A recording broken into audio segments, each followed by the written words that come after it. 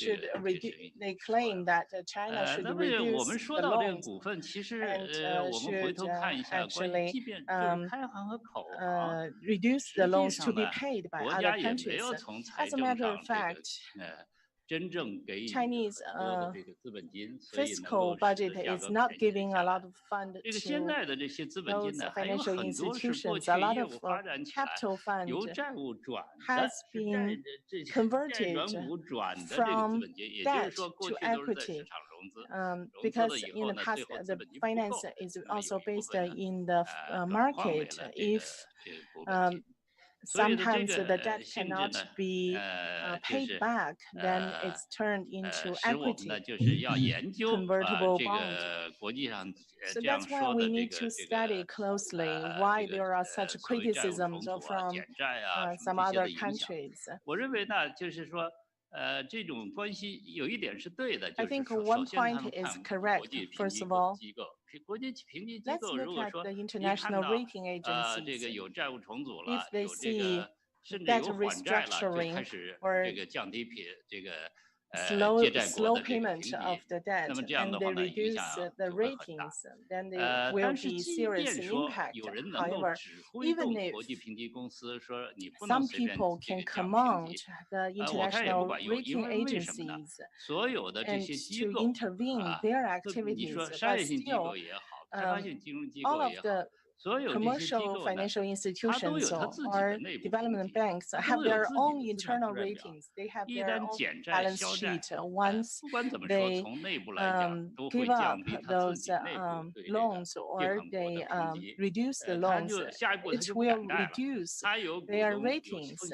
So they also have risk control. They have a board. They have also shareholders meeting to report to be responsible to. So if they do this, that's a very serious impact on their balance sheet. Not only they have the pressure from international rating agencies, but also they have their own internal ratings. That's why the World Bank specifies very clearly that yes, the loans can be eased, but the World Bank cannot participate because the World Bank will continue to offer loans to developing countries based on the projects. If they participate in such a process, their ratings are lowered. They are not able to raise money for issuing more loans. Then it sounds very plausible. If that sounds plausible, then the same principle should apply also for AIIB, right, and other development banks, for CDB, etc.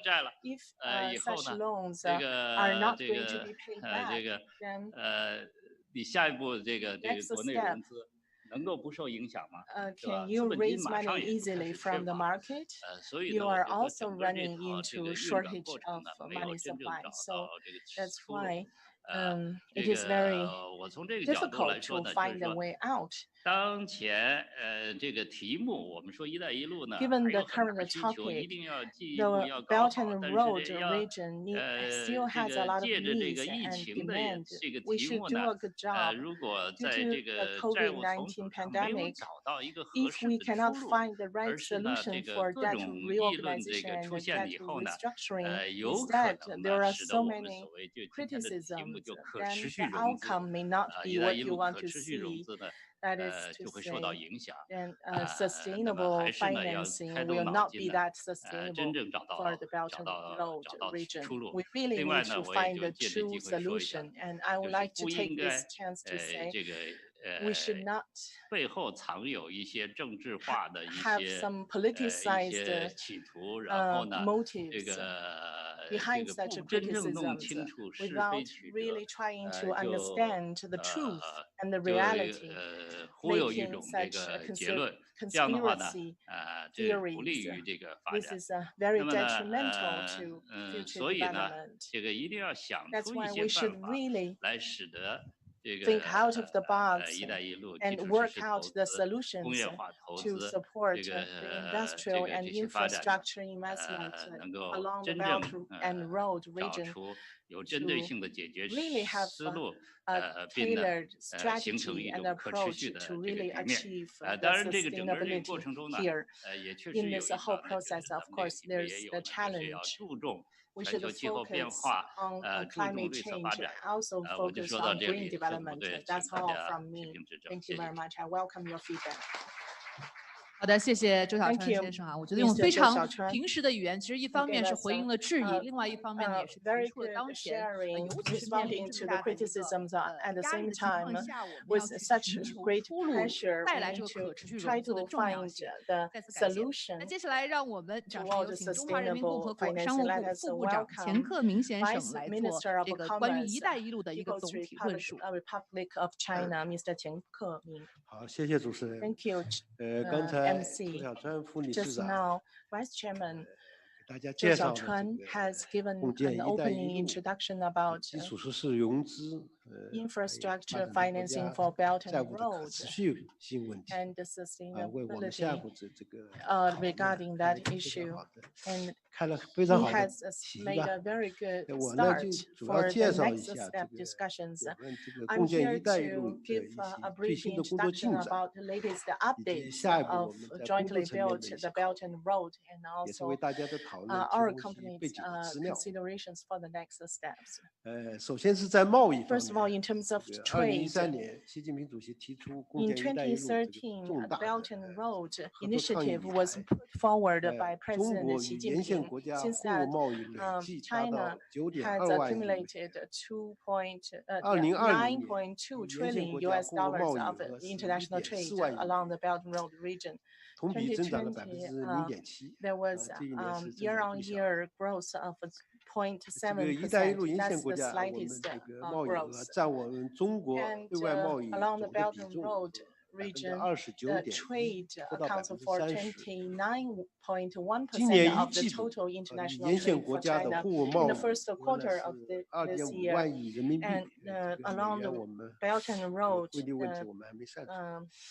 这个一季度 the 是 2.5 万亿 trade 人民 is 币，同比增长了 2.5 trillion 21.4%。 RMB, with year-on-year growth of 占比呢，也是占我们 21%. 总体对 And 外贸易额的 that 29.5%， accounts for 去年上升了 0.4 个 29.5% of 百分 the 点。 total international trade for 其 China. 次是在双向投资方 And 面， as to bilateral 8年以 investment, 来啊， over the 我 past 们对 8沿线国 years, 家累 for 计直接投资是 DNR 1360亿。 countries, we have altogether invested 去年我们对沿线国家非金融类 136 的直 billion 接投 US 资是 dollars. Last 178 year, 亿 it 美元， was 同比呢增长 17.8 billion US 18.3%， dollars, 这也是 with 在疫情 year-on-year 啊 growth 这个 of 肆逆的情况下，增长 18.3%.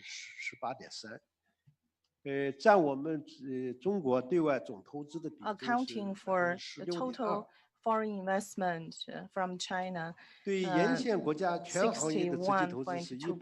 186.1亿美元， Direct 同比增长 investment along 14%。 DNR is with 今年一季度， year-on-year 我们 growth 对沿 of 线国家非金融类直接投 114%. 资 In the first 是 quarter this year, 44.2亿 non-financial 美 investment from 元， China to 44.2亿美元， BNR is 同比增长了 4.42 5.2%， billion US dollars. 占总体对 Year-on-year 外 growth of 比重是 5.2%, 17.8%。 accounting for 同时 17.8% 呢，这 of the 个 total 沿线国 investment 家 from 8 China. 年以来在华设立 Over the 的 past 企业约 8 2.7万家， years, 在中 BNR 国 region has set up 2.7万家， 累计 27,000 的实际投资是 companies in China 599亿， accumulated 将近600亿。 investment 去年 approaching 沿线国家在华 60 投 billion 资 US 企 dollars. 业 Last 是 year, 4294家，有一些下降，同比下降了 23.2%。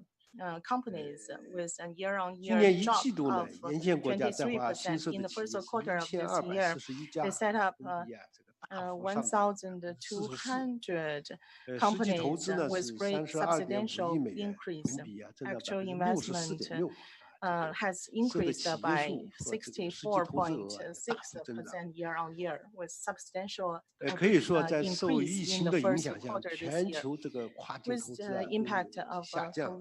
但是 COVID-19, 呢，一带一 global 路 investment 投资合 has 作 been 稳中有 shrinking, 进， but 稳中有 we have 进， seen 弥足 great 珍贵。 sustainability along the 第三 Belt 是 and 对外 Road 承包 region. 工程方面 This is precious. In addition, ，8 年 as 以 to 来， EPC 中国 projects, 在沿线国 over the 家 past 8 years, 新 China 签合同 has 额累计是9409亿 added 美 a 元， contract value of 完成营业额呢是累计 about 6389亿美元。 940 billion US 2020 dollars. 年在沿线国家 accomplishing a 新 contract 签的合 value 同 of 金额是1415亿美元， $680同比 million 下降了，这个是 and 去年下降了 billion8.7%。 US dollars. 占总 Last 体新 year, 签合同的 year 比重呢 on 是 year drop was 85.4%。可以说中国对外 8.7%. 新签的这个 So the 去年 newly 先签的这个 contracted 合同啊 value 主要是在一带一路 mainly 沿线国家。 focus on the Belt and 今 Road 年一季 region. 度 In the 在 first 沿线 quarter 国 this 家 year, along 新 that 签合 region, 同总 the 额是 new contract value 313.4亿美元，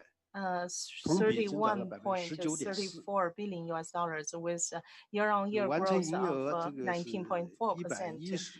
177.5亿美元， Business 同比增长 turnover 12.4%。 growth was 对外承包工程方面。 12.4%. That's about the 第三是 EPC. 在促进贸易、 Number 投 three 资 is 自由化 about 和便利化方面。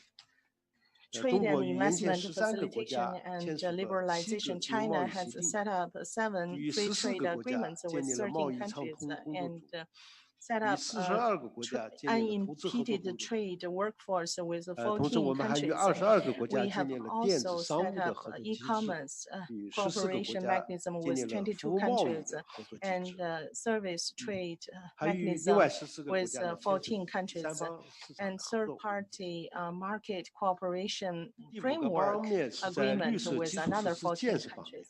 Number 5 is 刚 on 才 green 周小川副理事 infrastructure 长也介 construction. 绍， Just now, 这个 Chairman 我们商务 周 部 小 啊， 川 这个研究 also 院编了一 introduced 套这个“一带 Ministry 一 of 路”这个案例丛书， Commerce has 有 come up 大量的 with 这个基础设施建设方 lots 面 of 的案例，大 data 家可以 and 看看。 cases 每 about 位嘉宾可能送了一 infrastructure 套，是吧？ construction in a newly published “一 white 带一路” paper. 倡议提出以 And 来，中国与相关 after 国家 the 合作 BNR 建设了一 initiative 大 was 批的 raised, 基础设 China 施， has 其中也 helped 包括 the 很多这个 BNR 绿 countries 色的基础设施。 setting up a 这 large 个 amount of 为了节省 infrastructure. 时间，我就不一一的展开 Due 说 to 了。 time limit, I'm 下 not 步呢， going 我们 to 将重 talk 点 about the 推 details. 进 For the next step, 以 we 下几 will 个方面 focus 的重 on 点工作。 promoting 一 the 个呢是推 following 动绿色 work. 低碳 Number 的能 1源 is 走 to 出去， promote 发展燃 the 气、 going 太阳能、 global of 风能、水 renewable 电、核 energy 电 like 等高效、 wind, 清洁、 solar, 卫生的 and 再生 gas, 和 is 可 such 再生的能源。 hydraulic and 必 regenerative 与传统的这 renewable 个 energy.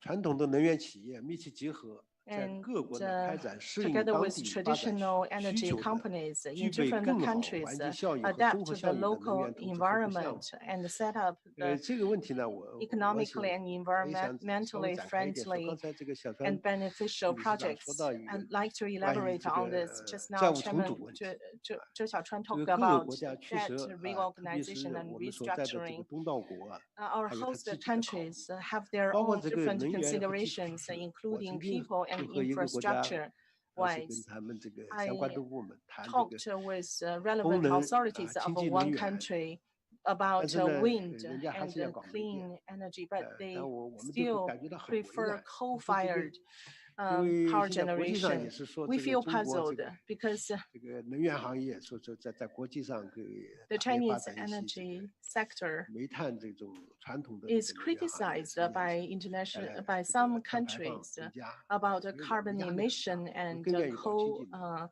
power 但是这个 generation. 他 That's 们 why 考 we 虑 see 的建设的 a 成 lot of 本、维护的 pressure. 成本，还 However, 有很 the 多问 host 题， countries 有些不 think 见得 more about 愿意。 the 所 maintenance 以这个 cost 适 and 合当 construction 地的 cost. 需要， They may 同时 not 考虑 willing to 到 put up 更 the 长远的 renewable 问题，这 energy. 两个 That's 怎么 why we 平衡 need 的 to 问题。 balance between the 我 short 记 term 得在 and the long BBC 的 term. 这个 I 节目里面， remember, I 曾经有 recall 几个国 in 家 the 的这个能 BBC 源部长， programs, several 其中有个 energy 非洲国家，我就 ministers, 不点名了。 one African 当时谈这 country, 个 I'm not naming 核 that 能的问 country, 题， talking about 因为欧洲国家很多是 nuclear 反对建核 power. A 能， lot of 但是他就 European 提出了说你 countries 们 are 已经 against the 很多国 nuclear 家电 power. 力已经过剩 But 了， this 南非 minister says 这 that 个我 in 们 a 国 lot 家 of 是这 your 个 countries, 严 you 重 have 的缺这个 oversupply of 电， electricity, 所以我们 but 必须要 we have 包 extreme 括这个 shortage 这 of 个煤 electricity. 电，包 That's 括 why 这个 we 这 really 个核 need 电，这 power 就是说 from 怎 either 么 coal or 解决这 nuclear. 个当地的 So 这个 how 实际 to 的 really 诉求和 address 这未来 their 的可持续 pursuits 发展这中 and 间的一 to 个平衡点。 achieve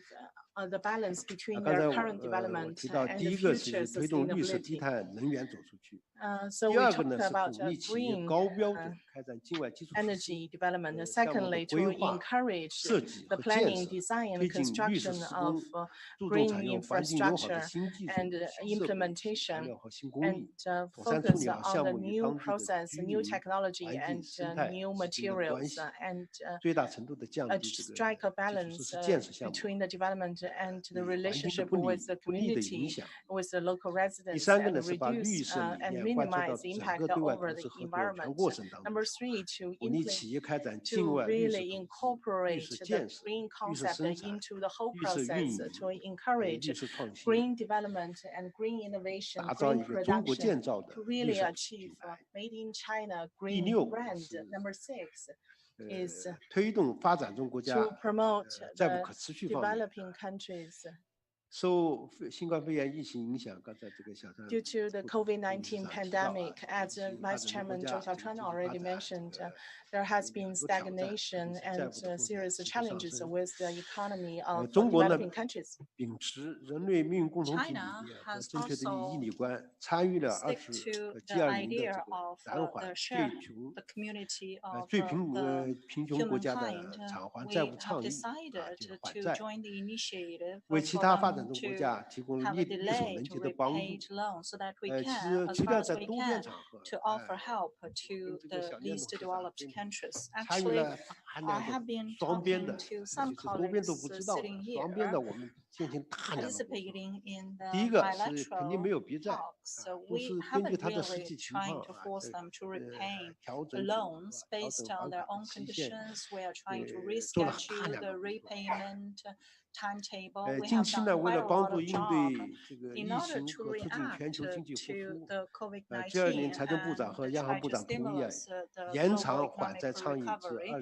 And it is decided that until the end of this year, this initiative will be prolonged until, as I said, the end of this year, so that we will be able to support the poorest countries in reaction to the COVID-19, as well as the vulnerables caused by the COVID-19. I would also like to stress that the debt issue is a long due problem. It is really quite complex.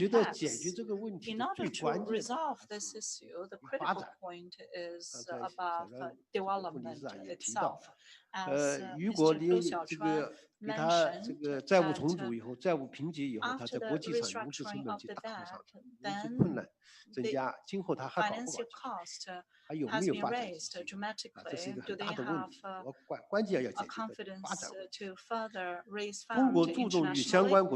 China has been paying great attention to the cooperation with other countries so that we will be able to come out with projects which is sustainable and with sufficient liquidity. So in the infrastructure, we hope that it should be a project which generate cash flows and also should be profitable even for short term, so that to raise the revenues for the country with such investment. So for the next step, we would also like to resolve the vulnerabilities of the poorest countries and helping such countries to realize a self-dependent development. Thank you so much. This is from me. 非常感谢钱克明副部长，很多具体的数据的分析啊，还有这个案例的分享，也让我们大家有了一个很直观的具体的感受。其实刚才钱副部长提到的很多的问题，在之前刚才跟金行长在交流的时候，其实专访的时候，金行长也提到了，包括像这个绿色基础设施上的包括公共卫生服务的基础设施的这样的上面的一些融资等等。所以接下来呢，我们的时间交给亚投行的金行长。Now I would like to give the floor to I find the theme of this discussion is a high-quality development of Belt Road Initiative. Let me focus on this. First of all, Belt Road has a great appeal to many developing countries. Wherever I travel, when I met the state leaders of the large number of developing countries, they talk to me as if I were the president of Belt Road Bank. We know we don't have such a kind of bank. But you see, they are very keen on having access to financing the infrastructure projects, which could pave the path for their long-term development. Here, I'd like to say a few words with regard to the differentiation between Belt and Road and AIB, Asian Infrastructure Investment Bank. These two initiatives were proposed by China, but they operate by different playbooks. Ours is an international development bank, which operates on the basis of its governance, its standards. Belt and Road program is the platform for all of the participating countries to work together. As President Xi said, broad-based consultation, joint construction, and shared benefit. So one is the multilateral development bank, the other is the platform. But we share the common objective of promoting connectivity and regional and international cooperation. So it is very important for the Belt Road projects to have high quality. It's certainly unfair to say that the debt problems experienced by some of developing countries comes from the Belt Road. Belt Road is a new issue, but 40 years ago when we were involved in the international institutions, we know that problems happened, right? So we should understand that problem does not come from the borrowing, does not come from the Belt Road. It's actually an issue of how we can allocate the resources to the best use, to use the borrowing money most effectively, most productively, and for productive purposes. And in this regard, I think the issue is how can we help debt-ridden countries to continue to grow with new money. If you stop the flow of new money, they would not just find the debt situation even worse, but they will lose the momentum of continued growth. So this is very much important. That's why I agree with Chairman Zhou Xiaochuan that it's very important for these debt-ridden countries to sustain their development by using new money. And it's also very important for them to keep their rating as high as possible. It is not possible for you to influence the three rating companies by any moral suasion or by political pressure. They will just ignore you. They look at the data, right? So I think we should indicate that the new money we provide to these countries would be used for productive purposes. For the time being, to control the COVID-19 pandemic it's very, very important because we believe only a healthy nation is productive. Only a healthy nation can build a long-term growth. So it is important to provide money to these countries fighting against the COVID-19.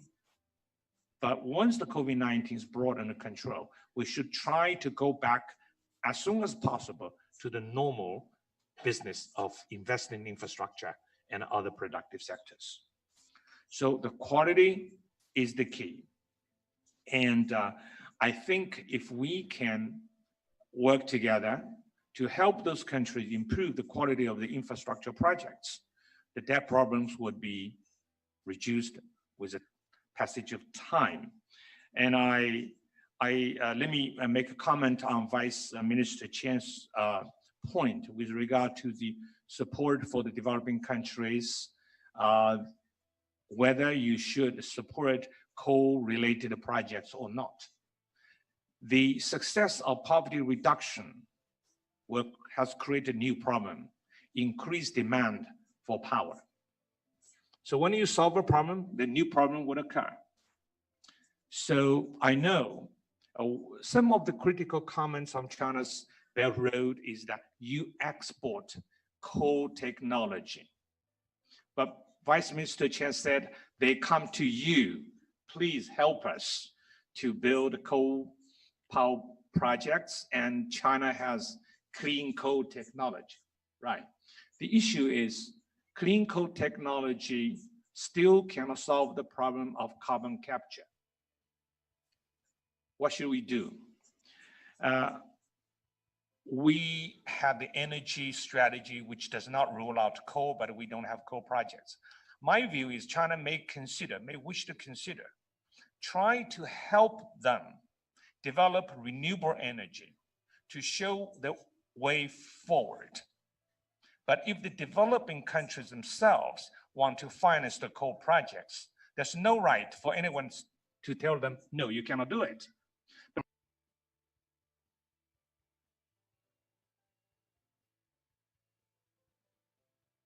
Green projects that would greatly enhance China's image in Belt and Road. And this is what we do in our bank. Thank you very much.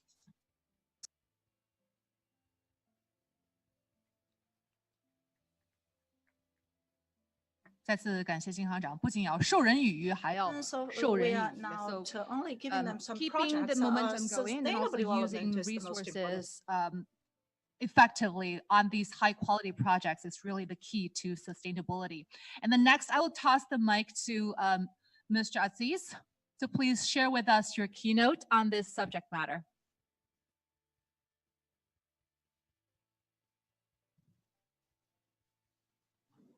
Mr. Aziz, you're muted. You can turn your mic on, or maybe our central control can help. Okay. Can you? Yes, we can hear you now. Yes. Great.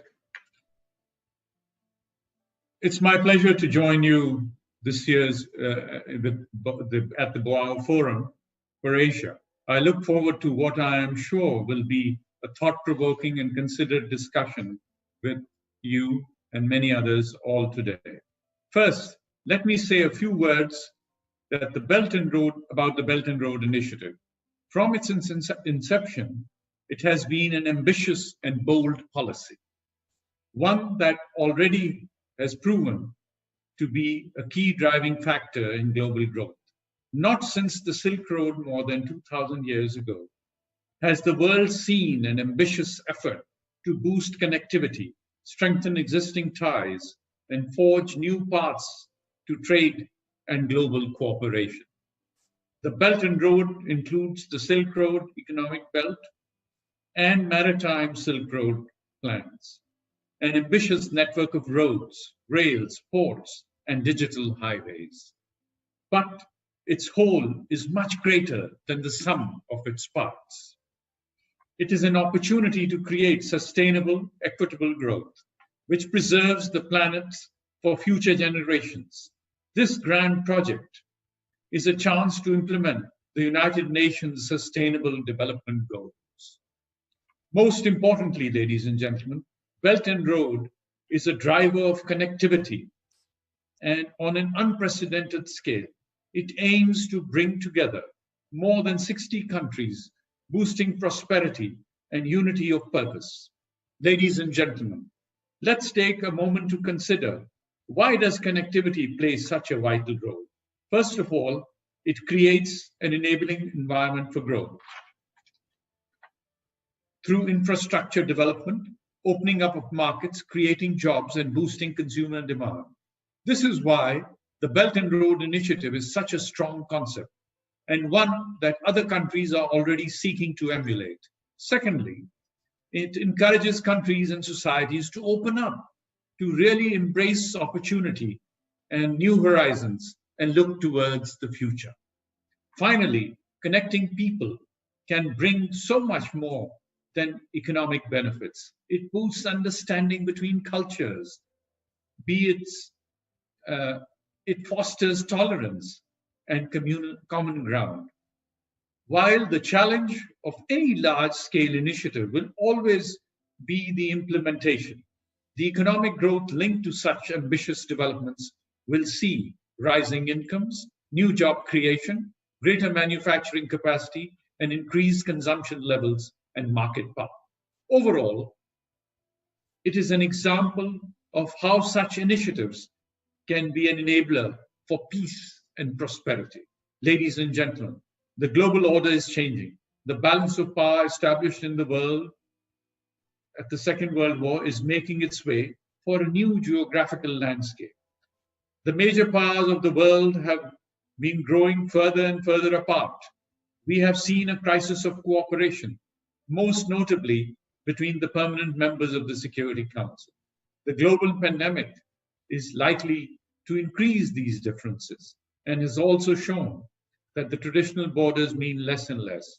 That said, we must resist the temptation to grow more insular and instead embrace porous nature of our borders. We need to keep growing our markets and keep making them more competitive. Ladies and gentlemen, I have always said change is the only constant in life. At times like these, it is clear to me that staying still is not the answer. We must adapt with the world around us. We must adapt the changing world order too, building a new global architecture of cooperation. Because in this day and age, no country can grow in isolation. Building long-term linkages and interdependencies is the true driver for peace. This is particularly true when it comes to the increasingly complex challenges facing all of us: climate change, to natural disasters, and the threat of cyber attacks.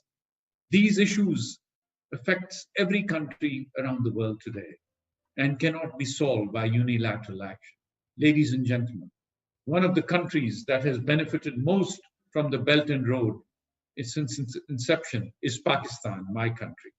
I was in the government as Prime Minister in Pakistan when we first talked about projects which would form a key part of the China economic and China-Pakistan economic corridor, stretching 3,000 kilometers from Gwadar Port to Xinjiang. We built Gwadar Port and looked at all aspects of the investment. Since then, Pakistan is involved in the Belt and Road. It has been a true game changer for us. And going forward, has the potential to genuinely shift the landscape of the country.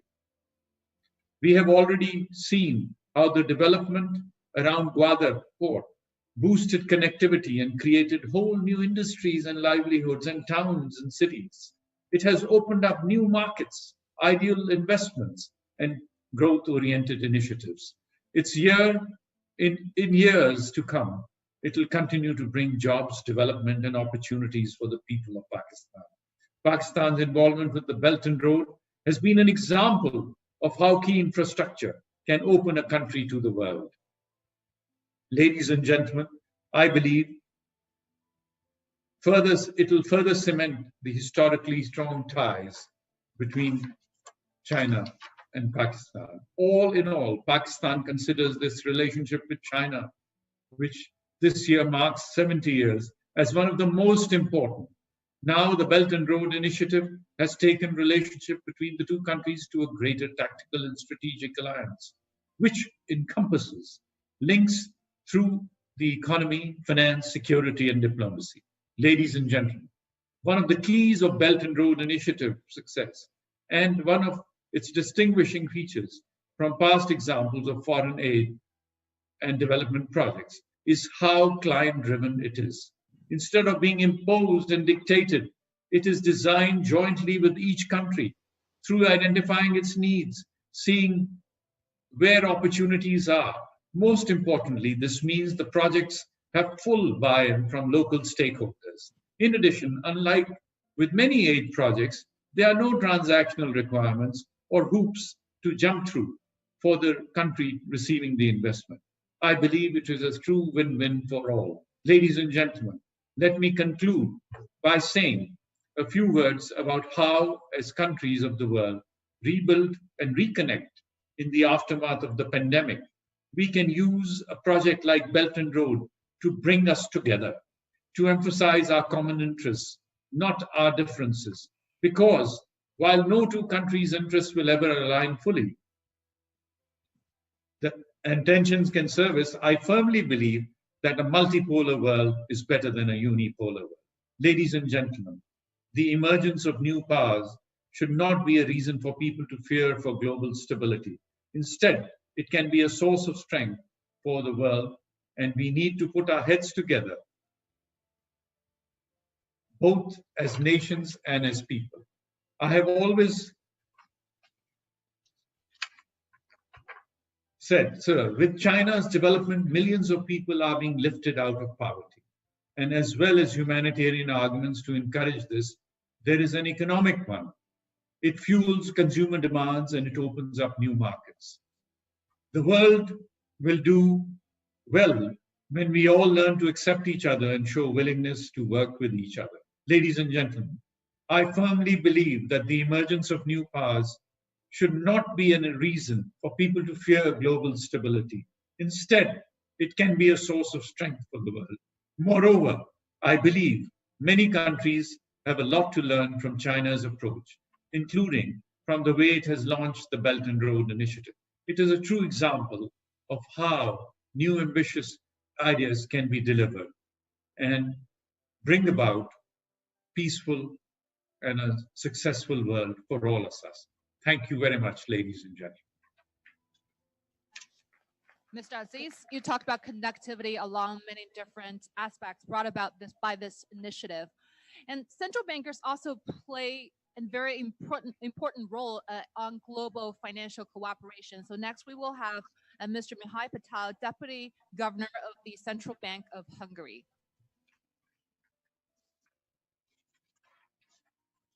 Thank you for having me. So I would like to start on the second page. If you could show me the second page, please. And it's important that we should understand that last year, all the central bank have reacted the same way. They have expanded their balance sheets. How? Because they have bought a lot of government bonds. They have had a lot of repo operations, swap operations. They had credit incentive systems. The financial policy was expansive as well. This is why last year, for example, in the United States, the budget deficit was 15% of the GDP. This was unimaginable 5-10 years ago. But my first main point is that the most important thing what has happened last year is that the monetary policy got closer to the fiscal policy. You know, in the Western liberal economic thinking in the last 50 years, the central bank was always absolute independent. Monetary policy was absolute different from the fiscal policy. Last year, this has changed. Monetary policy got coordinated with the fiscal policy and vice versa. The central bank independence is different than was 2 or 3 years ago. Central bank is closer to the government, and the main point is this cooperation. On next page, you see that the cooperation within the central bank, again, is much stronger. In the last 2 or 3 decades, the monetary policy, the classical central bank role, the monetary policy, in order to have the price stability, was the main goal of the central banking. But now, in last year, the same has happened with the financial supervision as well. Through regulation, macroprudential policy, in order to provide the financial stability, these 2 columns have been coordinated within the central banking world. So it's a huge change. Let me show you on next page and give you 3 examples what has the Hungarian central bank has done. We have relaunched the funding for growth scheme for medium and small enterprises. And practically this means that we give a cheap money, 0% interest rate money to the banking sector, and they originate loans for a very low, on a very low margin to the small and medium-sized enterprises. For the bigger companies, we have introduced a corporate bond program. So the Central Bank of Hungary is buying up to 70% of the corporate bonds issued by those corporates who are eligible for that. They have to qualify, of course. It's very important that since corporate bond market was not existent in Central Europe, we want to have a corporate bond market as well, parallelly with the loan market. And the third example is that we started to buy government bonds very heavily. These weeks, practically each issue of the government bonds, 50% is bought by us, by the Central Bank of Hungary. On next page, it's a very evident page. Everybody knows it. What has happened in the last 20 years on page 4, please, if you could go. Page 5, page 4, I'm sorry. On page 5, you see that the two megatrends are dominating the previous page. I'm sorry, the previous page. The two megatrends are dominating the way of thinking today. One is the sustainability, the other one is digitalization. Sustainability was originally the green business, but it was converted into sustainability, and digitalization became the buzzword for growth orientation, to find the growth for the future. So definitely these two mega trends have to be addressed by all governments and by all central banks.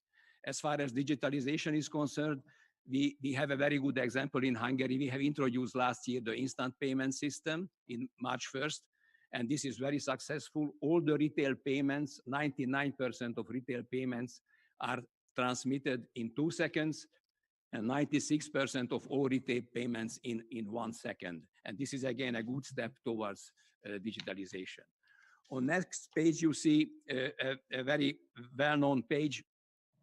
What has happened with China in the last 20 years?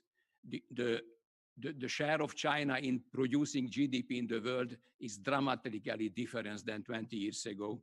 And this is why, and if you show me the next page, the last page, if we have the Belt and Road Initiative, and the driver of the Belt and Road Initiative is so successful as we have shown in the previous page, definitely it is destined for success.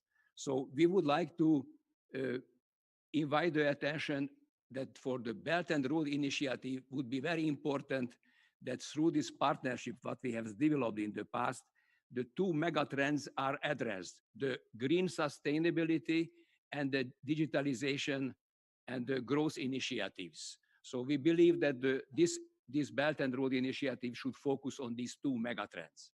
As far as Hungary is concerned and the Visegrad countries, we are very happy to participate in this, and we continue to be a good partner for this Belt and Road Initiative. Thank you, Madam. Thank you, ladies and gentlemen.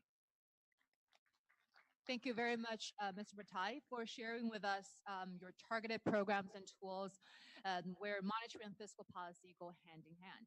那接下来呢，我们有请中国进出口银行的 Let us invite the chairman of Exim Bank, Madam Hu Xiaolian. 一带一路建设呢面 Thank you, Chair. The Belt and Road is now facing a lot of financing need. Along the region, all the countries want to attract the funding for construction. For sustainable financing, I think 4 keywords are really important for the Belt and Road region. Number 1 is development. Number 2 is the right degree. Number 3 is diversity of sources. Number 4 is investment win-win. Development, it means that we need to create those projects that can be sustainable in the future for the host countries. China provides finance to the Belt and Road region countries in terms of electricity, transportation, and industry. We believe funding or investment will bring economic benefit for socio-economic development. This is the basis for sustainable finance. Second is the right degree. It means that based on the economic scale, the level of development, and the future potential of the host countries, finance should be appropriate. It should not be excessive, and the rhythm should be at the right pace. Number 3 is the diversity of sources. It means the funding sources and methodologies of funding should be diverse. Because the demand for money is huge for building Belt and Road, relying on unilateral resource is not enough. We must encourage all parties and all resources to jointly benefit from the construction and jointly make investment. different projects have different needs. We must give full play to bond financing, trade finance, and credit, etc. And based on the characteristics of the projects and have a flexible design of the financing package. Number 4 is win-win of investment and financer. Just now, Chairman Zhou Xiaochuan has already given a lot of deliberation about this. The fund users should benefit from the projects, and the financiers should also be guaranteed interest. We cannot have either or between the two.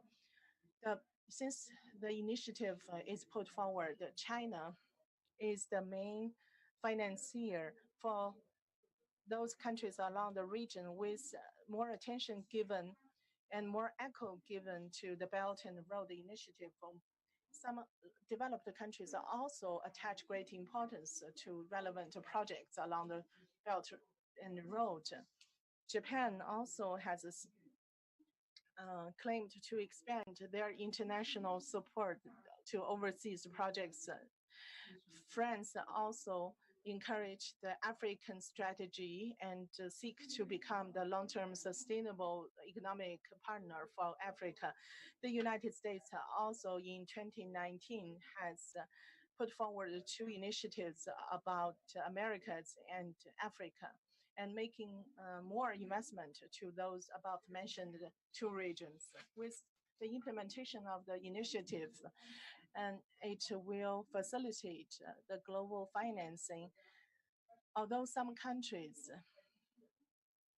are trying to achieve or implement the initiative in order to hedge against China's influence, but China is willing to see the fund from developed countries into developing countries.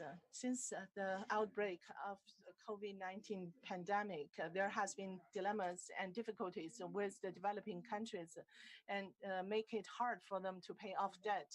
In response to such a situation, China participated in the debt restructuring initiative of G20. In the first round, we have made that reorganization to 23 countries with a total of, we have the biggest amount so far among that agreement. So far, we are now participating in the second round. We are taking concrete actions to support the least developed countries in overcoming the challenges from COVID-19. And we have lead by examples, showing our spirit to make contributions and helping countries, other countries to go through the difficulties. Sustainable finance is not a grant, or is not a free money. It's not charity. So based on the mechanism, generally the efficiency is not high for those free money, and relatively low cost of funding for the host countries can assemble more financial resources, at the same time can provide the right incentives to motivate a higher efficiency of fund use. We have to take a note that over the past decade, financing has increased its percentage of official foreign aid. And so far, due to the pandemic and the special circumstances, the debt reorganization is helping those countries to reduce their pressure. It's not a reduction or requital. Nobody should take this chance to instigate between China and other countries and try to take the advantage of China, because such attempts would definitely fail and will generate a very detrimental impact over sustainable finance. Thank you. Thank you. Next, let us invite CIC Chairman and Chief Investment Officer, Mr. Chu Weiming. Thank you. Just now, Chairman Xiaochuan and other delegates have made excellent remarks. I'm very inspired. Let us give an introduction about the CIC investment along the Belt and Road region and our comments about sustainable investment. So far, we see along the Belt and region, there's a big gap of investment with the impact of COVID-19 and facing the global protectionism and the pandemic. Last year, China has continued our investment into countries along the BNR. And as a long-term investor, CIC think highly of the future prospect of a Belt and Road. And we facilitate the cooperation between industry and finance, focus on the cooperation and creating risk sharing and benefit sharing mechanism. For example, in the Vietnam power plant, we set up a consortium together with Korean and American companies in making investment in ports. We also cooperate with other countries and provide support to international trade in China and foreign railway project. During this process, we provide long-term capital, but also bring the international and professional market-based financial structure, seeking financial partners and build up corporate governance. And secondly, to operate international capital with international investment. Our CIC's partners cover the whole world. We, through financial institution to institution cooperation, conduct the layout along the Belt and Road. For example, regionally, based on private equity job, we have participated in the local finance of the famous local PE companies and bring more investment opportunities for them. As to industries, global, we also set up the infrastructure investment platforms. As to project, we have set up multiple investment cooperation mechanisms with Shenzhen, and we also set up the bilateral innovation together with international partners and take a market approach, set up a China-Russian and China-Indian funds. And we are exploring regional commodity funds. They are market operated and taking the comparative advantages of both countries and support value creation from the Chinese market at the same time to give full play to the advantages of both sides. As to the practice, the bilateral funds has expanded the scope of investment and facilitated the cross-border investment cooperation. Number 4, sustainable development. Long-term, we think the BNR initiative is a long-term project. We need to be patient capital. We pay attention to the social benefit and the community care, and we incorporate in our decision-making framework the impacts to environment and community. For example, in a European infrastructure project, we promote the project company, EPC company, to benchmark international standards and reduce carbon emissions, facilitate the network upgradation of the logistics. We respect the host countries' public opinion, support the local society development, and shoulder our responsibilities. To build a BNR takes a multi-party participation. We hope the countries involved can set up a better business environment and achieve a benign cycle and guarantee investors reasonable return. We will continue our cooperation with all walks of life and take initiatives in an innovative way and rejuvenate new energies to Belt and Road. Thank you, Mr. Chu. Kairat Klimbeto, Governor of Astana International Financial Center. Thank you very much. Good afternoon, dear ladies and gentlemen. I hope that you hear me well. First of all, I would like to remind you that the Belt and Road Initiative been first time announced in Kazakhstan in 2013 in the city of Nur-Sultan. And I think I agree with my previous speakers that the Belt and Road Initiative is more about connectivity, especially physical connectivity in the region of Asia and Greater Eurasia.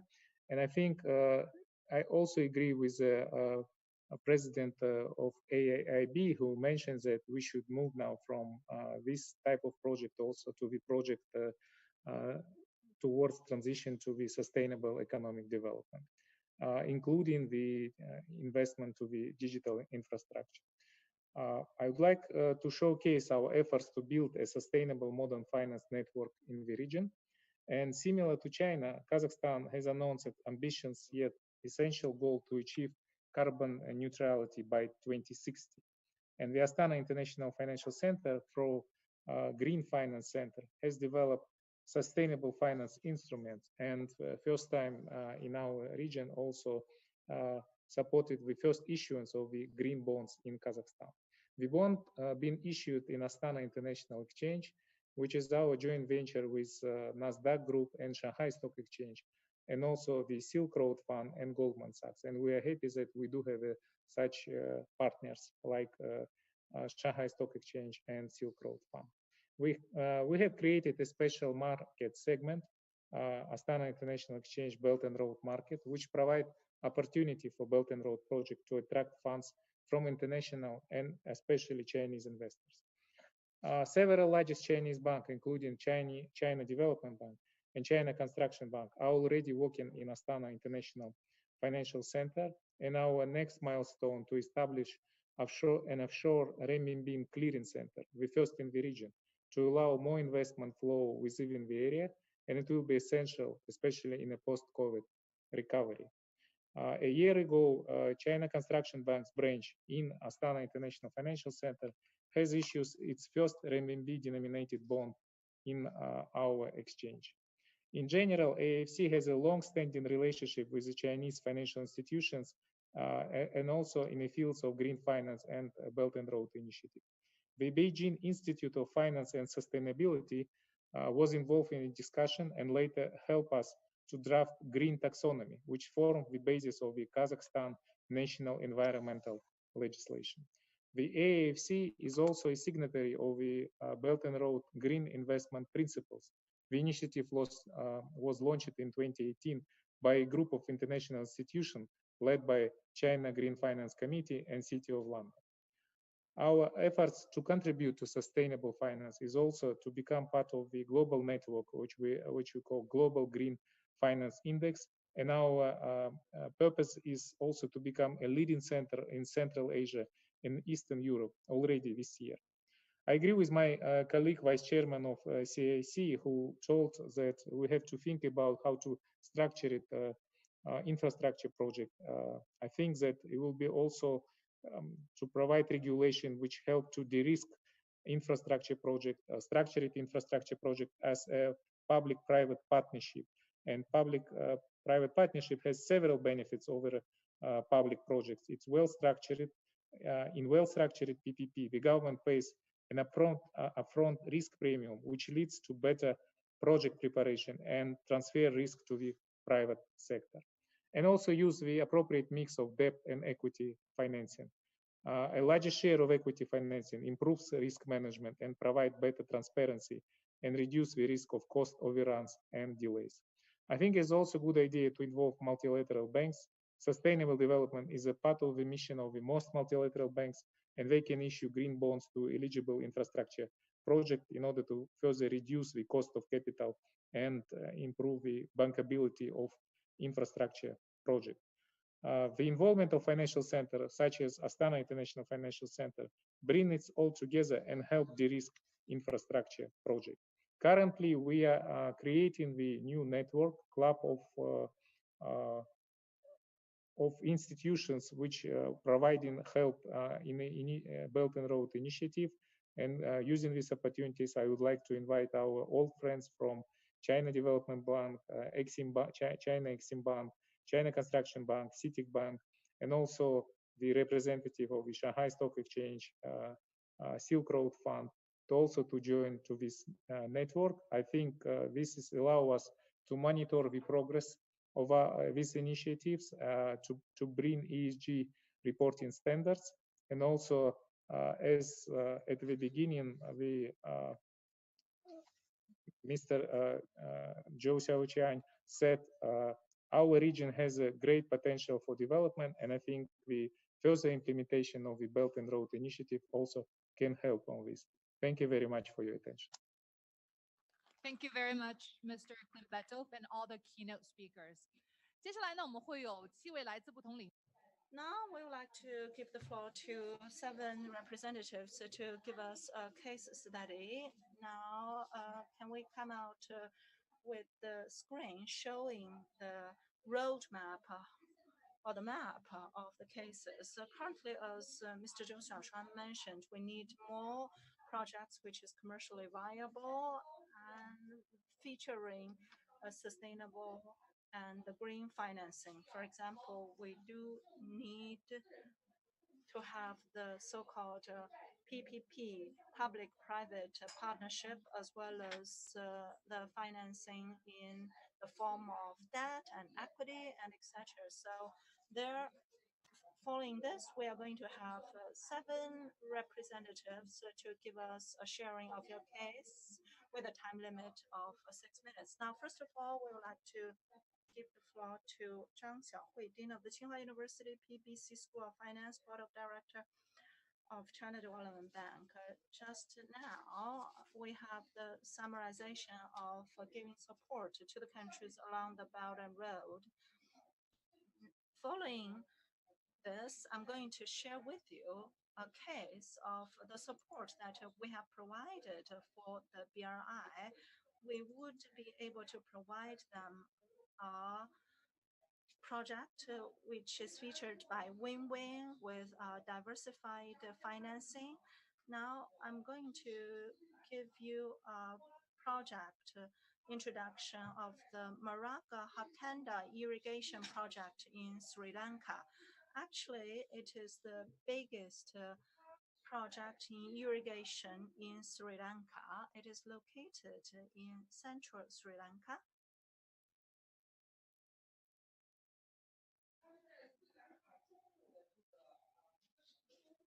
And it is located in the northeastern part of a central province in Sri Lanka, as you will be able to see on the map. Okay. It is a war-stricken zone, pretty prone to the influence of the monsoon season. It's quite a dry region, lacks of water and irrigation water. That is why Sri Lanka government wants to build up such a big reservoir which can use the water that is accumulated during the wet season to compensate for the water shortage in the dry season. But because of Sri Lanka has been suffered from more than 30 years of the internal war, as you can see from this map, it is really very complex and it is also short of funding. China Development Bank, through a market-oriented approach, has built up such a financing mechanism for Sri Lanka by cooperating with China Hydraulic Project Company. We have successfully implemented this irrigation project. As you will be able to see that on the right-hand side, it is the construction site before our project, and On the right-hand side, it is a picture after, which is taken around 2017 or 2018. This project has brought tremendous benefit and welfare to the people, as mentioned by previous speakers. It is sustainable and would be able to generate revenues. As key projects, it can provide irrigation water, which would support nearly more than 24% of the rice plantations, and it also give rise to the fishing as well, having a good revenue of a very large amount, which also provided such employment opportunities for the people in the locality. During the processes of the implementation, more than 80% of construction workers are coming from the local region. While having employment, they are also trained technically to be engaged in the project in a meaningful way. So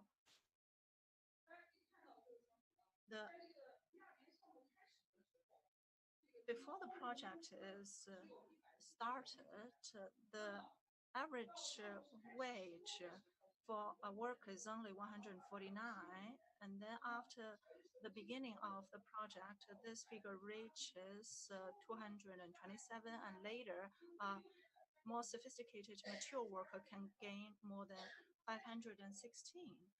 So as you'll be able to see, at the very beginning, they need to take a public transport, and later they have their own motorcycles, and later they have their private cars. So for this project, we can have several conclusions. First of all,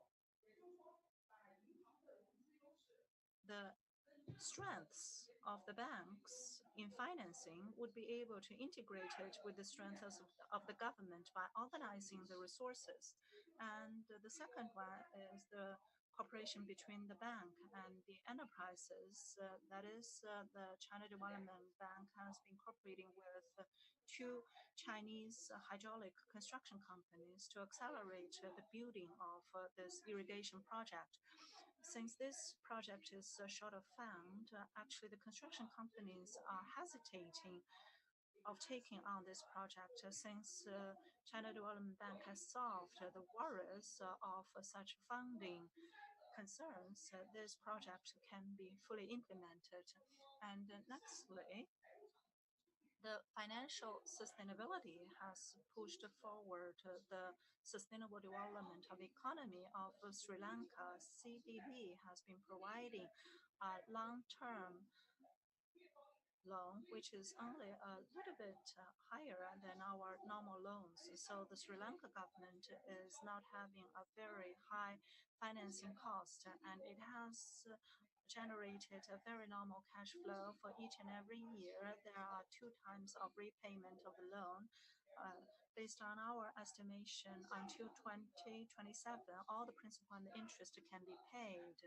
So that is why it has greatly supported a multidimensional sustainable development, ecologically, environmentally, and also economically. So first of all, it has changed the water quality of Sri Lanka, which has provided the basis for Sri Lanka to react to extreme weathers. And secondly, it has also push forward the development of the fishing industry, rice industry, and etc. And thirdly, it has effectively improved the people's livelihood just because of the success in all these areas. In 2019, the project was successfully selected as the winner of the Global Solicitation and Challenge Prize on the Best Poverty Reduction Practices, which was jointly launched by the WB and the Food and Agriculture Organization of the United Nations. Thank you very much. This is from me. Thank you, Mr. Zhang Xiaohui, for giving us a very typical example from Asia. Now we would like to give the floor to Mr. Anzo Pasoshuke, Secretary General of the European Bank for Reconstruction and Development. Thank you. Thank you very much. I'm delighted to participate in this session today. I've had the pleasure of participating in previous Boao forums and wish I were there with you today. But being here virtually is the next best thing, I guess. The coronavirus pandemic continues to severely impact economies in our regional operations and beyond. Our commitment to our regional operations is stronger than ever before in this time of need. Part of our work is addressing the immediate crisis support needed, but another important aspect is helping these countries build back better, and I would say build back greener. There is considerable overlapping between our regional operations and the Belt and Roads, which covers many of the 37 economies that we operate in. We firmly believe that this unprecedented global health emergency and ensuing economic crisis require the unique strengths of multilateralism. One area that the EBRD is focusing on to support our economies in preserving and accelerating transition for a more resilient and sustainable future is green. EBRD is intensifying efforts to deliver the green transition, scaling up renewable energy investments and related policy reform dialogue to ensure that the recovery in our region leads to a decisive and enduring tilt to green. In 2019, a remarkable 46% of our business was for green financing. However, as many of you may be aware of, the EBRD's Board of Governors decided to go a step further at our annual meeting last year, where they approved a new bank strategy for the next 5 years that will see 50% of our annual investments dedicated to green finance by 2025. Collaboration between IFIs and companies to finance projects in renewables can accelerate the green transition across a large swathe of the globe. And the bank is keen to work with partners under our principles of sustainable debt, strong environmental, social, and governance standards, and a level playing field that ensures recipients can benefit from the best expertise available internationally. Now, one such example I wish to highlight to you is a new wind farm project in Kazakhstan that the EBRD, AIIB, and the Industrial and Commercial Bank of China worked on together to finance last year with China Power International Holding Limited and Visor Investments Cooperative, as well as the Green Climate Fund. The deal is not only the first EBRD wind project in Kazakhstan, but also the first renewable project in Kazakhstan co-financed by a commercial bank. We find it particularly important that the project, the first wind farm in Kazakhstan under a project finance structure, was able to bring together diverse and reputable investors into the country. As the EBRD also believes that supporting local currencies and promoting the development of functioning capital markets helps foster resilience, another key point for us was that we were able to provide a long-term Kazakh tenge loan during this time when there has been a shortage of tenge. The 100 megawatt Zanatas wind farm, located in southern Kazakhstan, will be the largest wind farm in Central Asia and deliver significant environmental, social, and economic benefits. Notably, the new wind power plants will help reduce annual CO2 emissions by approximately 262,000 tons and contribute to achieving Kazakhstan's goal of becoming a leader in the development of renewable energy in Central Asia by significantly reducing national emissions. We are also very excited that the project will include the promotion of green-related skills for women and training and employment programs to raise awareness of the renewable energy sector in Kazakhstan. This project displays the positive impact of collaboration between large corporations working with local partners and multinational financial institutions to deliver successful green investments with high quality standards.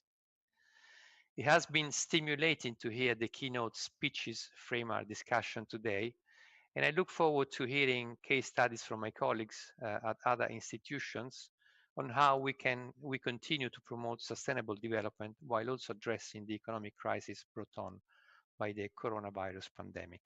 Thank you very much. Thank you very much, Mr. Quattrociocche. And next we will have Mr. Leslie Mastorp, the Vice President of New Development Bank.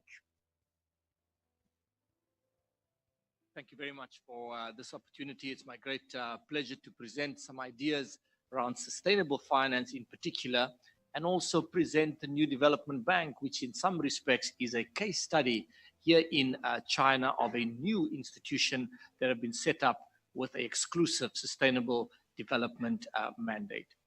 Before I do that, I want to just make a few brief remarks about the state of play of development and sustainable finance in particular.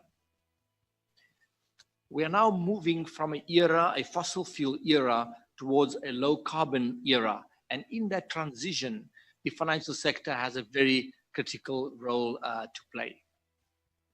It's specifically very encouraging that despite the pandemic in 2020, there's been an acceleration of public awareness, an acceleration of investment in sustainable infrastructure, and also the emergence of some kind of convergence amongst regulators in order to arrive at more standardized frameworks into the future. The market is beginning to price climate risk into the value of securities and the value of companies. And what this will lead to is a reallocation of capital throughout the industry, which will facilitate this transition towards a net zero ambition by 2050 that most of the G20 have now adopted.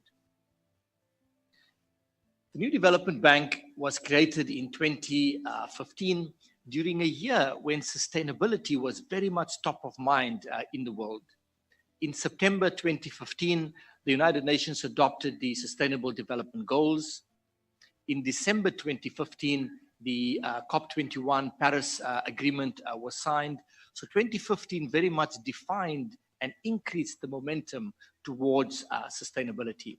It is therefore no surprise that the New Development Bank had sustainability enshrined in its very much in its legal articles of agreement, as also is the case with AIIB, which Mr. Jin spoke about earlier on. The second point I'd like to make about 2016 is the fact that Governor Zhou, when he was governor of PBOC at the time, chaired the G20, and that was the first time that the G20 in their official communique identified or referenced green finance in their documents. And that laid the basis for the New Development Bank to do its first bond, its first entree into the capital markets was in the green format. And that was enabled by the strong leadership role played by the People's Bank of China in creating the necessary regulatory framework.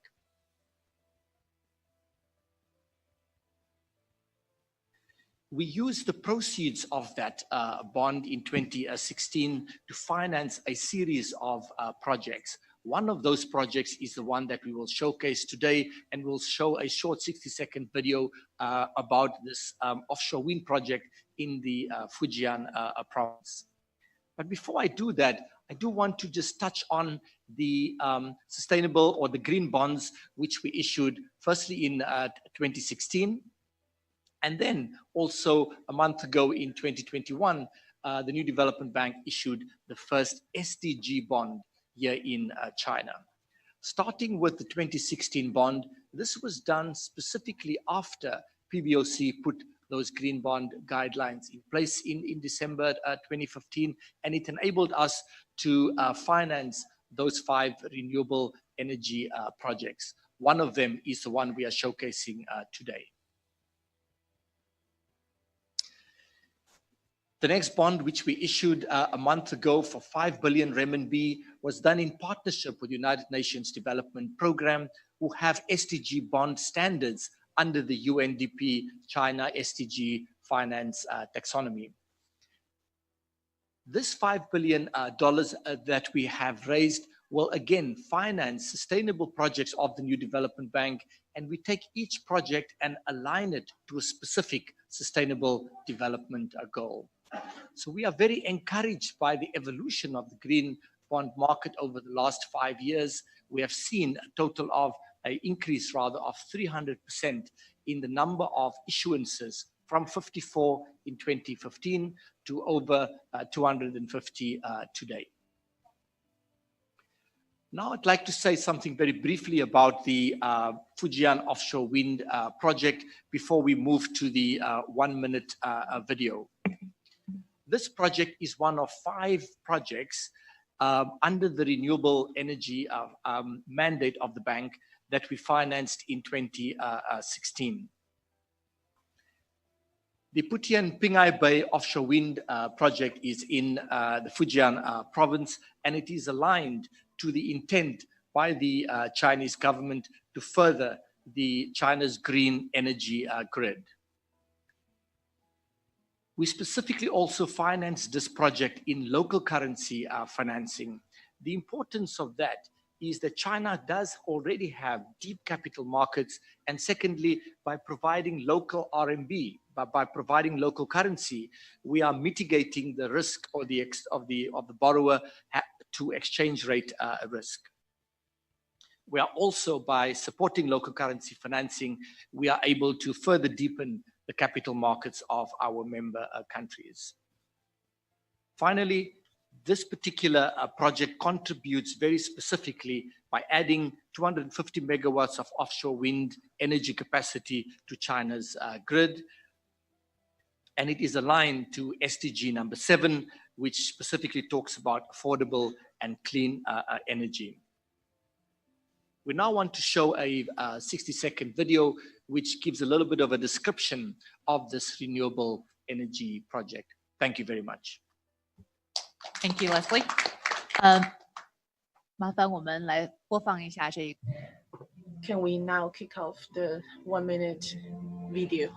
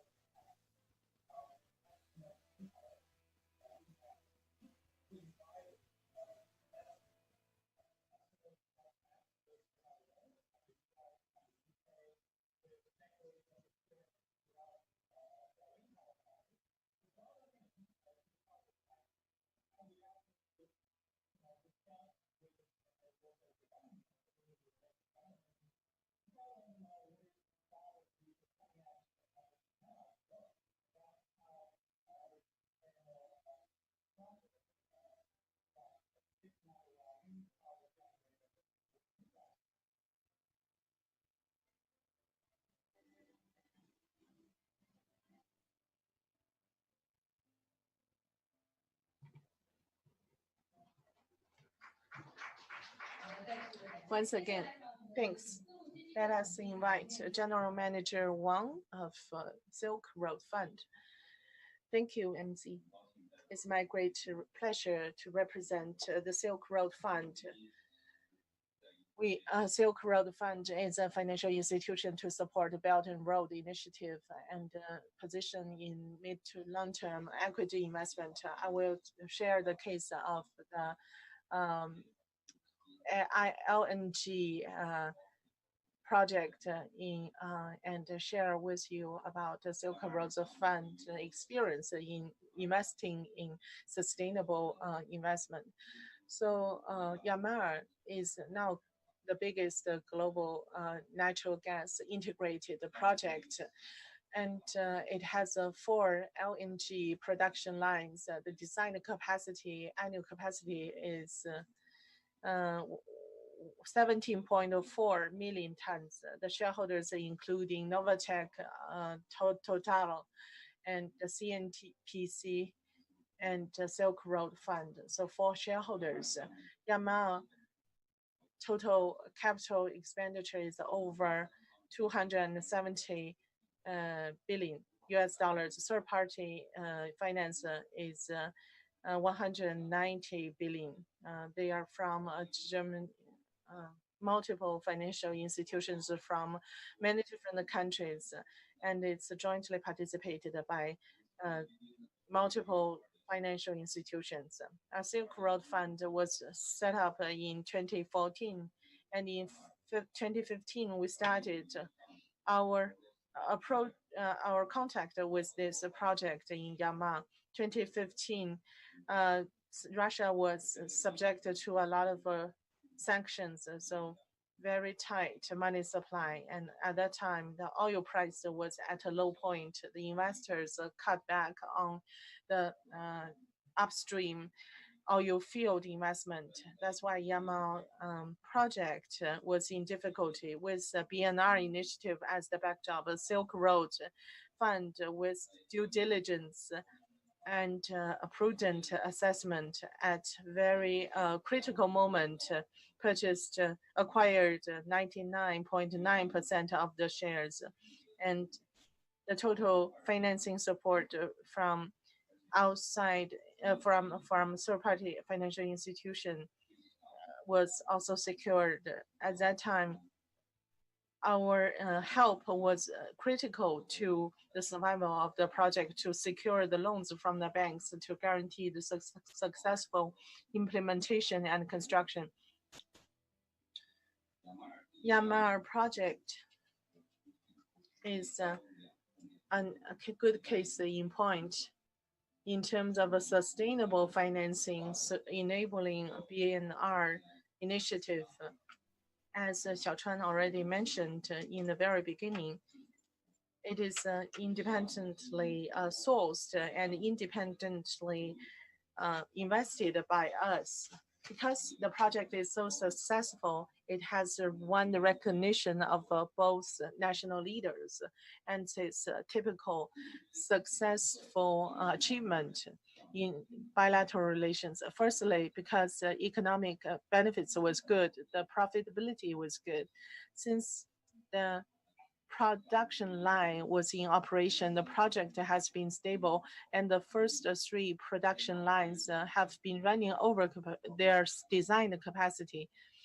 And in the North Pole, a substantial project development with the finance under control and the schedule kept without extreme events in terms of design and construction. This shows the great excellence project operation and the quality assurance capabilities of our partner in Russia. In 2020, the actual capacity of production is 14% over the design capacity. The products are sold to about 200 countries in the world, and it plays a very important role in the transition of a global energy mix. In 2020, with the COVID-19, and oil price has dropped quickly. With the market pressure, Yamal project company has reduced cost and enhanced efficiency, achieving EBITDA of $3.7 billion, achieving the break even, and also repay some shareholders' loans even after paying back the third-party loans. I will also highlight some strengths of this project because, first of all, it respects fully the international standards of environmental protection. The project provides high quality clean energy to Asia Pacific and the world. The carbon emission is only 0.26 ton per ton of natural gas. It's lower than world average. Average is about 0.6 to 0.7.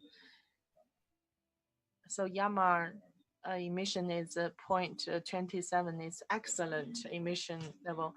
As to product itself, we have product transportation. We have customized 16 icebreakers, taking natural gas as the fuel for the icebreakers, and through the navigation calls of North Pole, it compared to Suez Canal, it saves 40% of the transportation time. It not only reduces the cost, but also reduces the pollution and fuel burning. Its environmental footprint. At the same time, the Yama project take active actions to reduce the local environmental impact. It takes modular design. Most of the modules are made in China, and the company introduces international standard and promote biodiversity protection program, and take a lot of efforts to understand its impact over the precious species and take concrete actions in preserving them.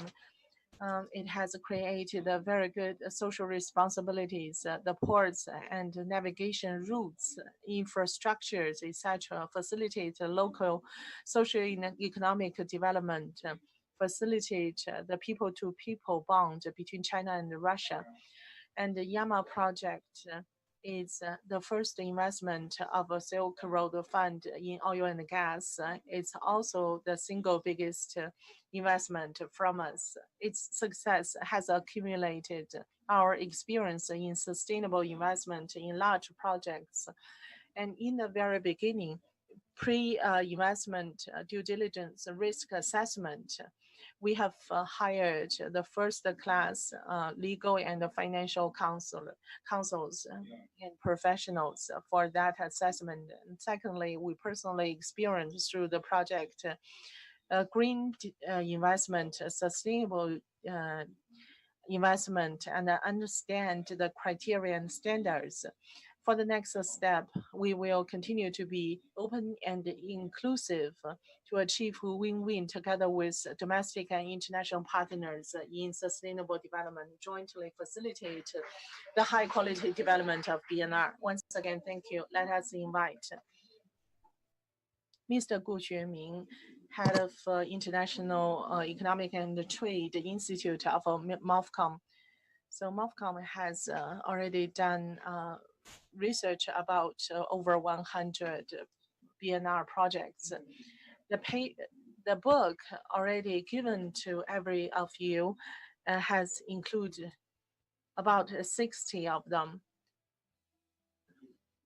We see we would like to give you 3 examples for the excellent achievements made in sustainability. Number 1 is in Mali, Western Africa. It has very weak industrial base. They don't have they have no biological industry, and the pharmaceuticals are very in shortage for the local people. In 2020, the Hubei local company Renfu set up their premise in Mali, but they were short of money. So China Africa Development Fund saw the social and the economic benefit of the project and made the decision of making equity investment of 30% and provide the initial funding for the company.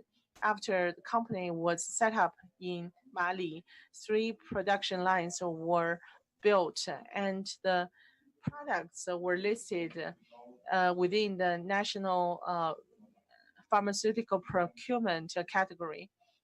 And the prices for IVs and some pharmaceuticals have dropped by 40% afterwards. The Mali president concluded that the history of no biological or pharmaceutical production in Mali has come to an end because of Renhe.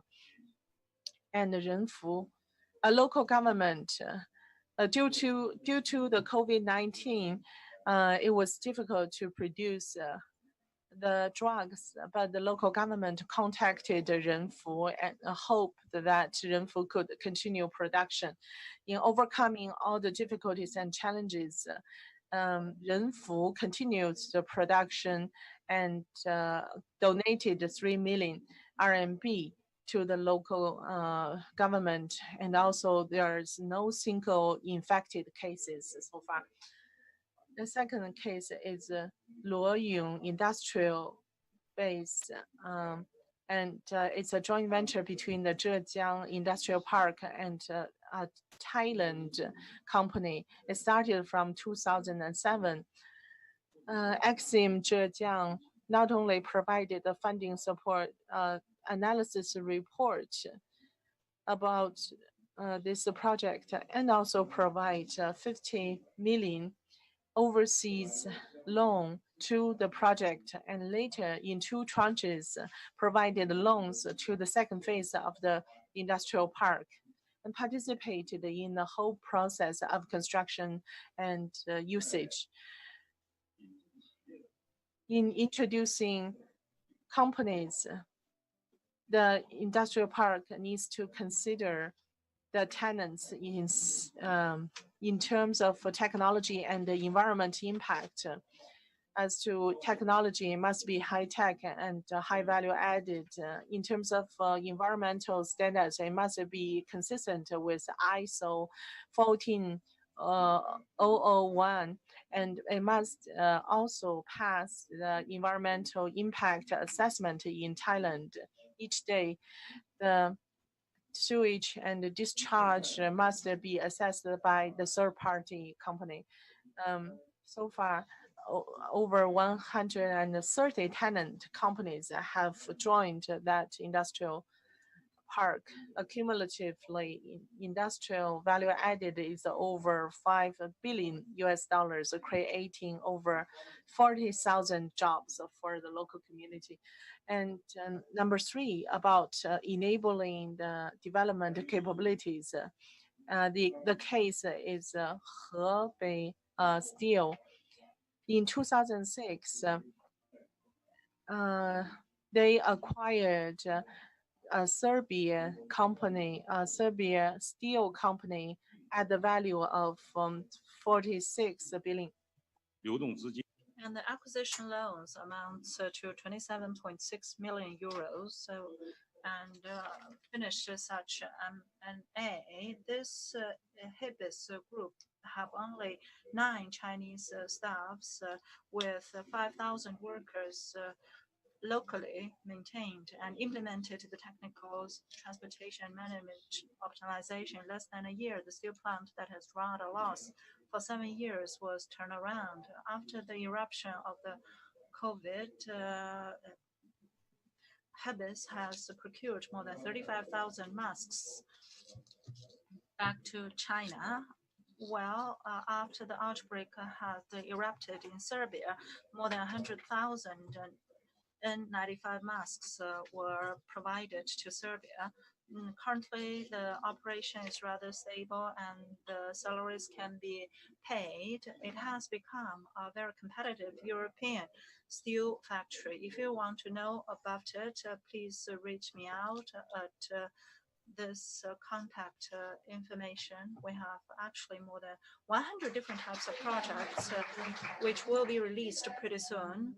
Thank you very much for your sharing. We would like to give the floor to Mr. Zhang Hui from the Export Credit Insurance Company. Now, before I can give you an introduction of the cases from the Export Credit Insurance Company, let me give you an introduction of the so-called 20 years. Actually, this marks the 20 years anniversary of the FPA and also the 20 years when China has accessed into the WTO, and also our 20 years of anniversary of our insurance company.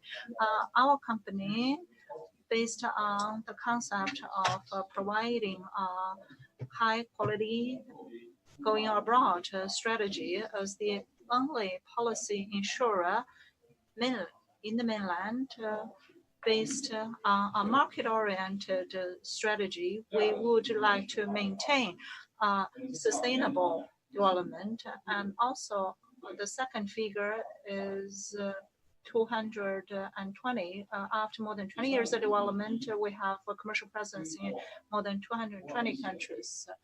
So after the Bern Committee's statistics, our company has a current premium limit, which is the highest globally.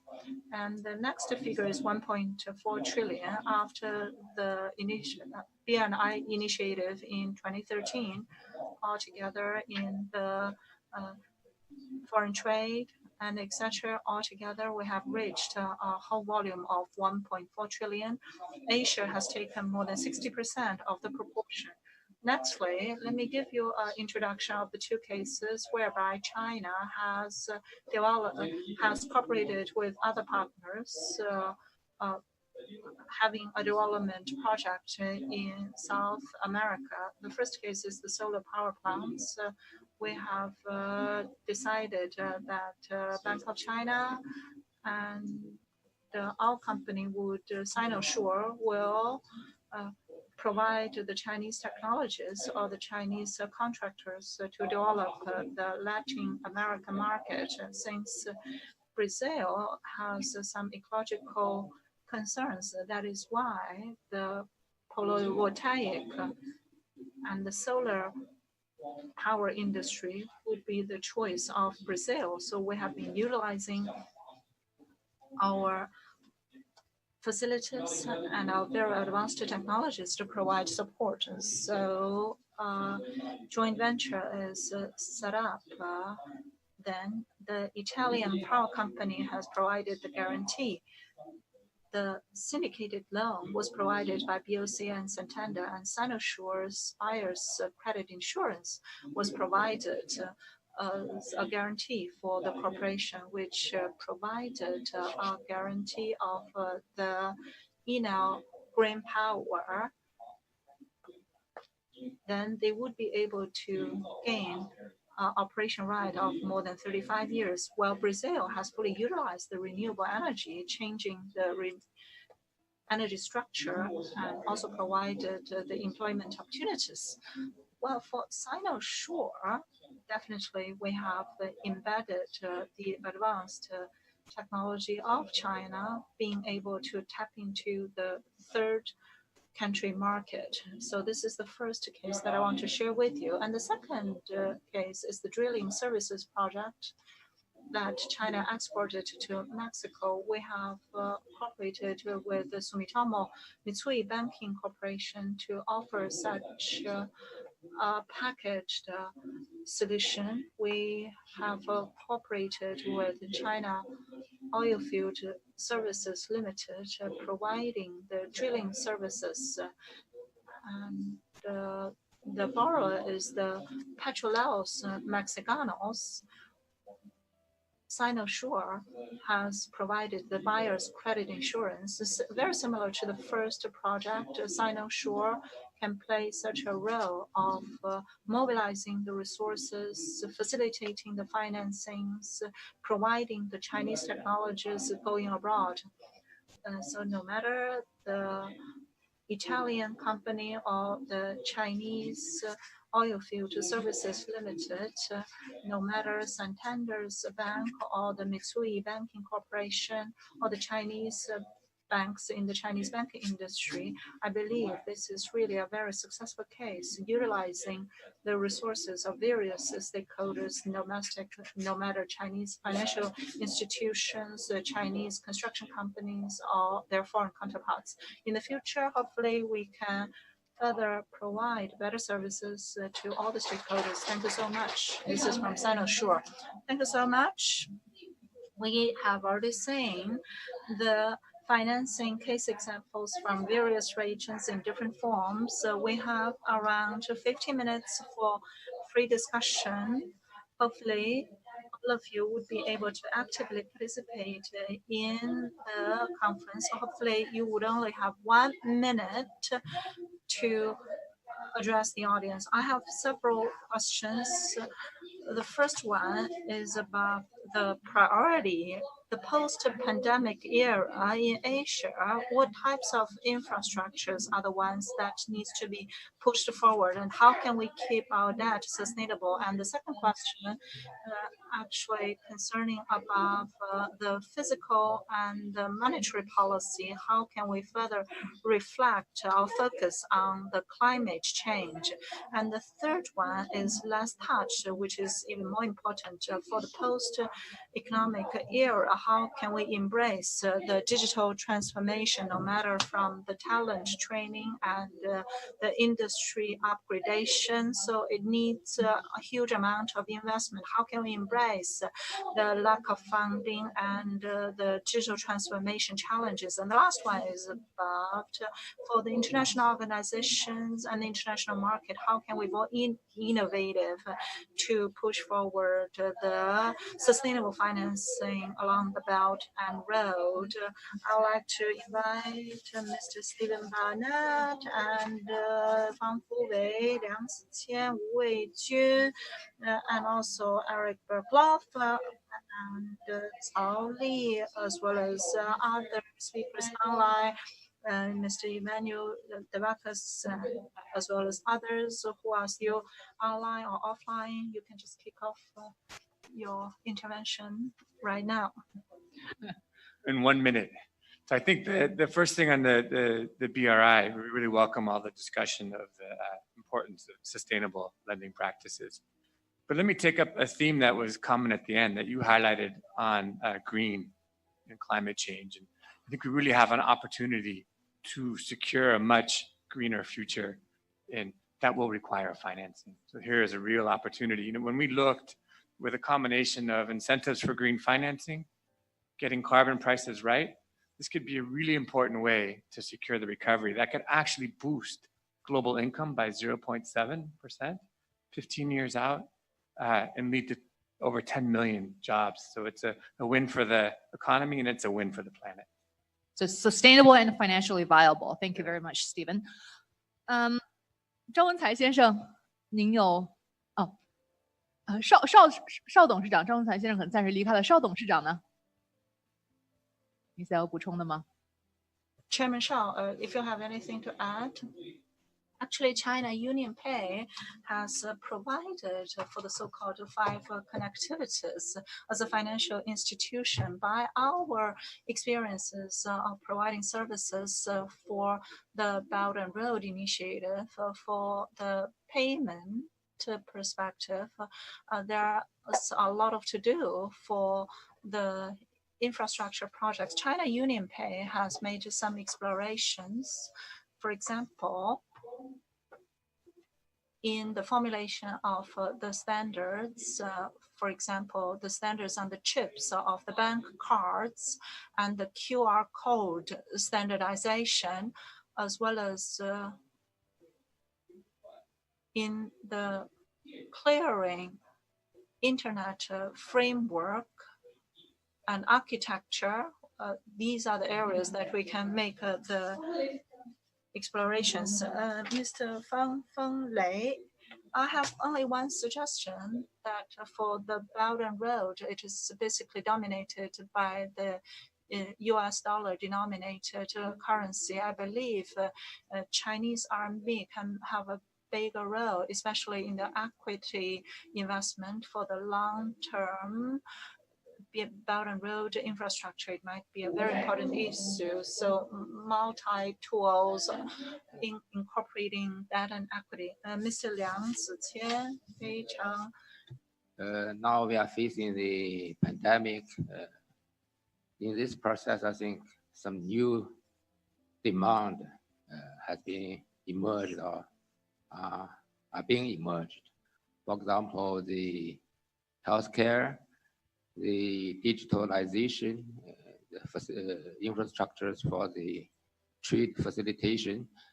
I think those infrastructure deficits need to be gave special attention, particularly after the pandemic. Thank you. 感谢。吴卫军副主席。Mr. Wei Jun, Vice Chairman, thank you, Chair, for giving me the chance. I actually have two observations after hearing such wonderful speeches and several case sharings. The first one is that what we need to resolve is a very complex financing issue, which has reflected the professionalism of all the stakeholders participating today, for example, including several governors making keynote speeches. All of you are wonderful bankers. You have used your professionalism to push forward the projects, and all the cases being shared are having a very enhanced level of social responsibility. We believe it would be conducive for the sustainability of the financing along the Belt and Road. So for the complex issue, we have a diversified tool to resolve it. Derek. Thank you for including me in this very interesting discussion. And so I would focus on the need to make sure that as we implement better standards, greener standards, broader, more transparent standards, we must not lose the countries in the developing and emerging world. We need to bring them along. We need to, as representing here a multilateral development bank, absolutely critical that we find ways of bringing the technology, bringing the financing options, ultimately also the local currency opportunities. So all those things are absolutely critical. Otherwise, we will create a two-tier world, and we don't want that to happen. Thank you. And well, I would say one more thing also, that I think we need to have a broader view of infrastructure, very much along the lines that President Jin was talking about. Social infrastructure is critical, and we have seen how when the population is not healthy, the physical infrastructure is not working either. We need both, and I think that would be the future, I think, of the Belt and Road, to have a broad approach to infrastructure. So it's really the infrastructure for the future as the notion brought back by AIIB. Thank you, Eric. 曹丽院长。谢谢主持人。因为我是博鳌亚洲。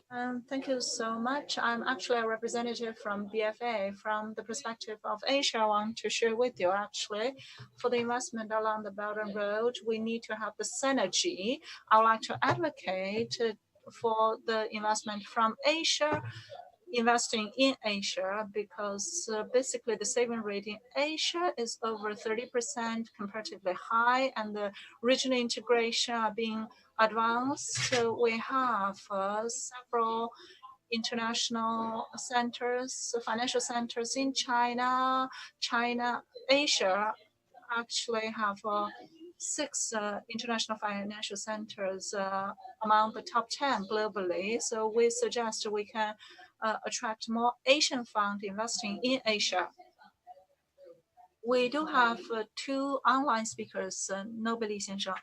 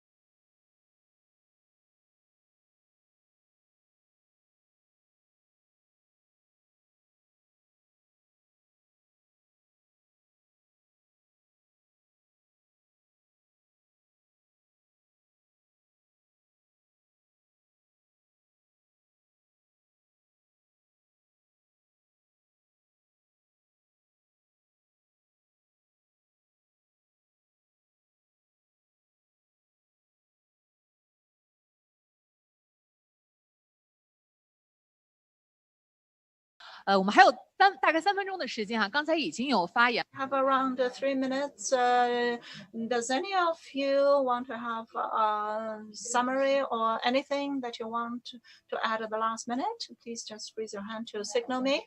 Just now, I have noticed that Li Hui seems to want to address the first question. Is that so?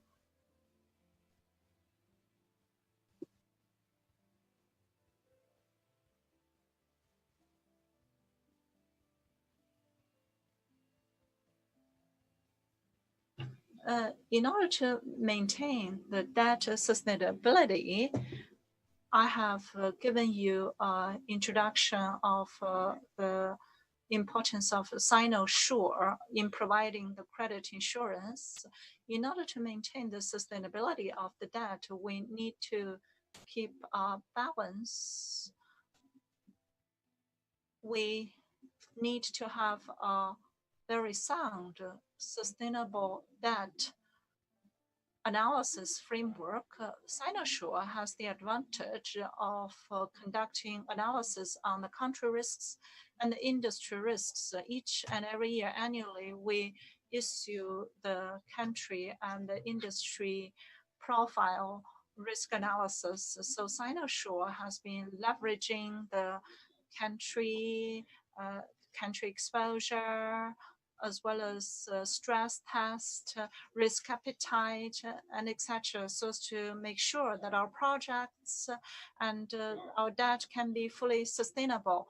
And secondly, we need to have a better post-loan management. We have close cooperation with the banks, including the Policy Bank of Exim Bank, including Bank of China, CCB, and ICBC, these market-oriented commercial bank and also foreign investment banks and foreign banks, also including AIIB, which is led by Mr. Jin.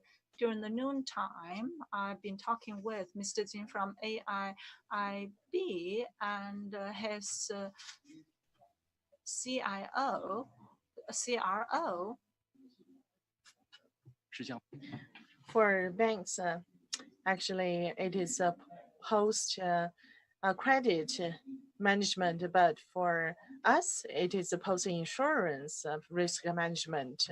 I think we share the same goal with banks in managing the post transaction risks. In the future, we will strengthen our cooperation with banks to make sure the sustainability. Thank you very much. Over the past more than 2 hours, we have heard very rich information, including keynotes and case sharing, etc.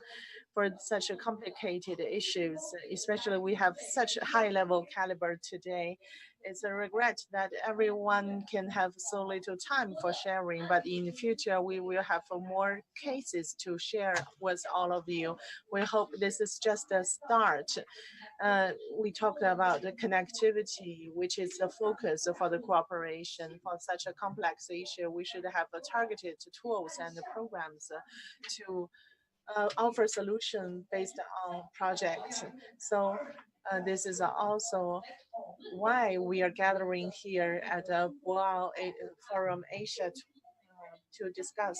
This is not the beginning. This is a summary of the past efforts, but also a very important milestone to kick off the future cooperation. Once again, thank you for your participation from the floor and also from the online.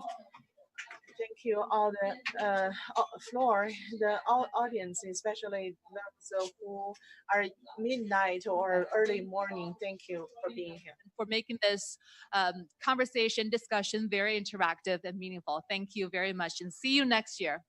感谢大家。